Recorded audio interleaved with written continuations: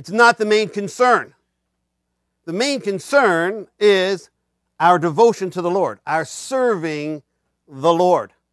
That is the main focus of our lives. It's not your job, even, you see. The main focus of your life is your career. As Christians, it's not. You see. As I told you many years ago, I was so impressed by a governor at that time. It was back in the early 90s of Colorado. It was at a Christian affair. It was actually Promise Keepers, about 50,000 men. And he said, you know, people say, oh, he's the governor who happens to be a Christian. He goes, no, I'm not. I'm not the governor who happens to be a Christian. I'm a Christian who happens to be the governor. That's the way he said, I am a Christian who happens to be the governor. His focus was the Lord first, you see. He wasn't identified by his position. And neither are we. Either are single or married, you see. Our devotion is to the Lord. And that's what Paul is trying to get across, particularly here to us. The abundant life is found then, you see, in undivided attention to the Lord, whether single or married. Which brings us, of course, to our fraternity as married, those of us who are married. What is it, the abundant life? What is the abundant life in our relationship as marrieds? Because we know Christ. In what we read in the story of Mary and Joseph in Matthew chapter 1, verse 20, it says this, but after Joseph had considered divorce, which he did, in other words, he says put her away, which meant divorce her.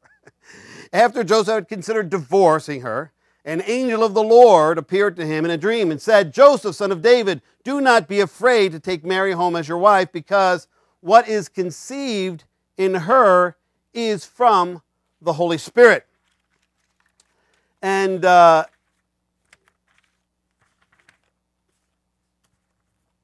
even for myself, I have to tell you the truth, those words have a particular meaning to me because, and when I went to go propose to Patty, actually, it happened in the midst of my own devotional to the Lord. What I mean by that is my time with the Lord, praying and reading the Bible and whatnot. And I remember the Lord specifically telling me, you know, because at this point we're not engaged. And I used to have I used to still do, I have journals. You know, anybody ever journal here? You have a journal in your prayer time, stuff like that? Okay, write stuff down while God's talking to you, or have prayers and whatnot, just write it down. And I can remember I just felt the Lord speaking to me, and specifically says, you know, the Lord tell me, take Patty as your wife. As a matter of fact, and I wrote it down, you know, to take Patty as your wife. And so we went on our first date. And that's not really true, but I kind of we always say that it's our first literal date. And it was the time I proposed to her, basically. And took her to a German restaurant. In Italian, took her to a German restaurant. But the thing is that I took her to a German restaurant. I love German food. And on the way there, I didn't know how to do that thing, you know what I mean? So I basically just handed her my devotional and say, hey, read this, you know, what do you think? You know? And, and she's reading it, she says, okay, I guess that's what we're supposed to do then. You know, kind of stuff. You know, I know this doesn't sound very romantic, but I'm just telling you that's the way it was. We just wanted to do what God wanted us to do, basically, is what it came down to. And but it was that. It was almost those words, they ring home something to me, you know, take Patty as your wife. He said, you know, Joseph was told by the angel, you know, don't be afraid to take Mary as your wife. Is what he says. What's in her is from the Holy Spirit. Joseph could have thought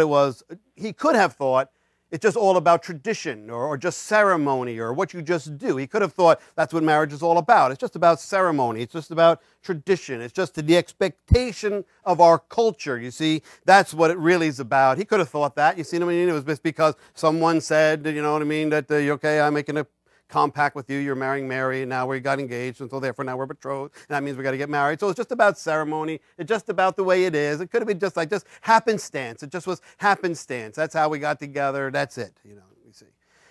He could have thought that if he wanted to. But the truth is, of course, in terms of our advantage and the abundance of that God has given us, is that God said that one.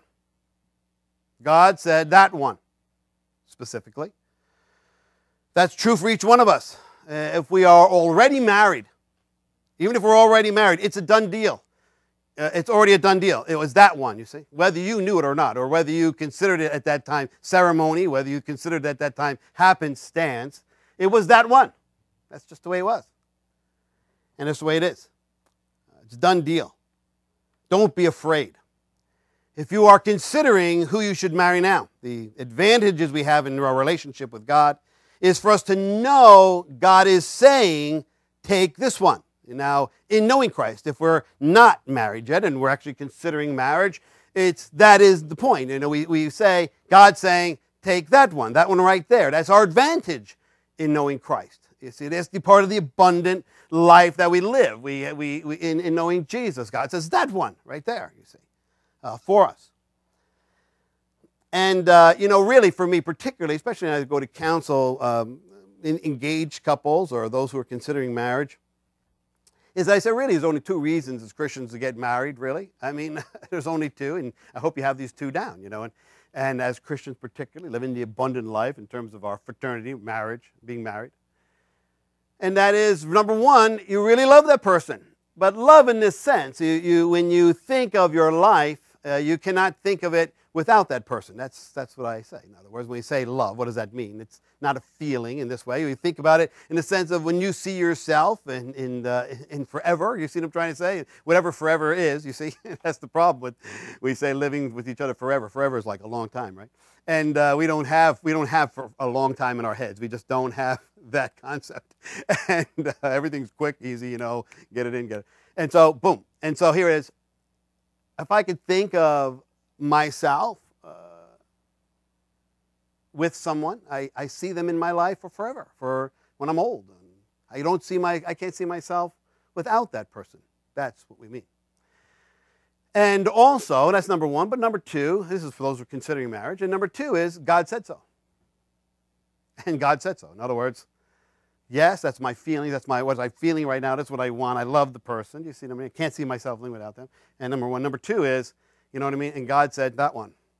And you have an assurance in a sense that God said, yes, that one right there. And there is an advantage to that. There's a huge, mega advantage for us in that. And that's because that leads us to our second advantage, if you will, in terms of being married. And that is because we know it is God who has put us together, because we know it's God who's put us together, that we can overcome our issues. We can overcome our issues that we have. If we know that it is God who has put us together, we can overcome anything in our lives, in our marriage particularly. Now, not that you have issues, but every one of us has issues, right? Is that true or not? Every one of us.